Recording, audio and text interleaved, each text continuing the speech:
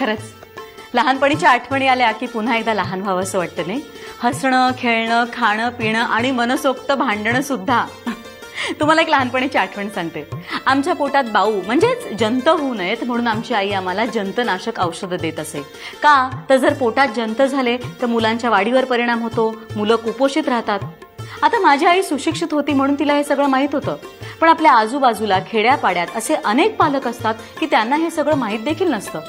त्यांना हे कोण सांगणार? 1 ते 30 जून या काळात राज्यातील सर्व गावं आणि शहरांमधून लसीकरण सत्राच्या दिवशी 1 वर्ष ते 6 वर्ष वयोगटातील बालकांना मोफत जंतनाशक औषध देण्यात येणार आहे. सर्व पालकांनी आपल्या पाल्यांना हे औषध द्यावं. अधिक माहितीसाठी नजीकच्या सरकारी दवाखान्याशी संपर्क साधावा असं आवाहन आरोग्य विभागातर्फे करण्यात आलं आहे. याला म्हणतात योगायोग. तर लक्षात ठेवा, जून महिन्यात 1 ते 6 वर्षातील तुमच्या मुलांना जंतनाशक औषध द्यायचंय.